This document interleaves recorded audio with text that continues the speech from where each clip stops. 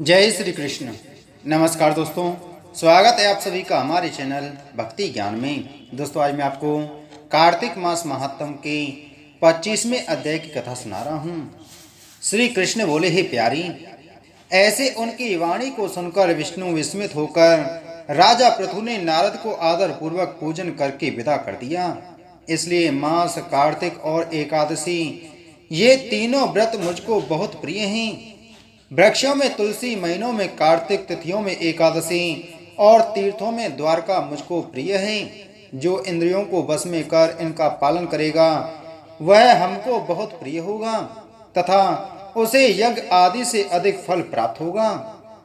हे प्रिय, इन तीनों का सेवन करने वाले मनुष्य को पापों से भय नहीं करना चाहिए। मेरे आशीर्वाद से उनके सभी पाप दूर हो जाते हैं। सत्यभामा बोली, हे नाथ, आपने जो कहा कि दूसरे के दिए आधे पुण्य से कलह तर गई, सो यह आश्चर्य है। इस कार्तिक का ऐसा प्रभाव है, आपको इतना प्रिय है, जिसकी करने से पति से वैर करना इत्यादि पाप कार्तिक स्नान से तर जाते हैं। हे भगवान, बताइए, पराया किया हुआ पुण्य देने से मिल जाता है या बिना दिए भी प्राप्त हो जाता है? कृष्ण बोले, बिना दिए हुए पुण्य और पाप किस प्रकार से मिलते हैं सो तुम सुनो।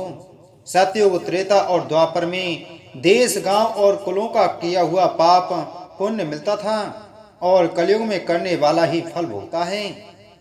संसर्ग ना करने पर इस प्रकार पाप पुण्य मिलते हैं और संसर्ग से जैसे पुण्य पाप दूसरे को मिलते हैं सो सुनो।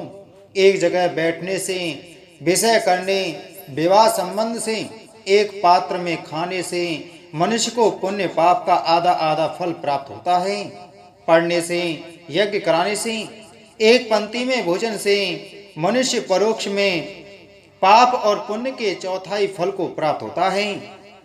सेवा करने से, देखने और ध्यान से मनुष्य दूसरे के लिए पुण्य पाप के 100वें भाग को पाते हैं। दूसरे की निंदा, चुगली और धिक्कार देने से उसके पापों को ग्रहण करके अपना पुण्य पाप करने वाले मनुष्य की स्त्री, नौकर और शिष्य, इनको छोड़कर जो कोई सेवा करता है और सेवा के अनुरूप उनके पुण्य के फल को प्राप्त करता है। एक पंक्ति में भोजन करने वाले मनुष्यों में जो पंक्ति भेद करता है उसके पुण्य के छठे अंश का उल्लंघन किया पुरुष ग्रहण करता है। स्नान, संध्या आदि करते समय जो दूसरे को छूने अथवा बात करें तो अपने पुण्य के छठे अंश को देता है।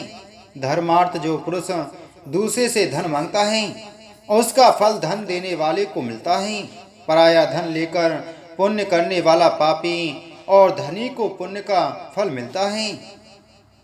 जो मनुष्य दूसरे के ऋण को चुकाए बिना मर जाता है तब वह धनी अपने धन के अनुसार उसके पुण्य को ले लेता है। जो आदमी शिक्षा देता है, सलाह देता है, सलाह लेता है, सामग्री देता है और प्रेरणा करता है, वह पुण्य पाप के छठे अंश को प्राप्त करता है। प्रजा के पुण्य पाप के छठे अंश को राजा पाता है। उसी तरह शिष्य का गुरु, स्त्री का पति, पुत्र का पिता पाता है। यदि पति के अनुकूल रहते और उसके मन को प्रसन्न करने वाली स्त्री अपने पति के पुण्य का आधा भाग लेती है, जो पुण्यात्मा पराये हाथ से दान करता है। नौकर और पुत्र को छोड़कर करने वाला छठे अंश को प्राप्त होता है।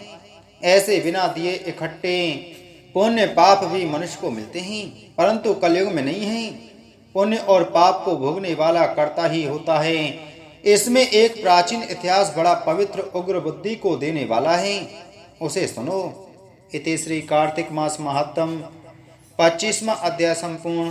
बोलो कार्तिक मास महात्म की जय। बोलो विष्णु भगवान की जय।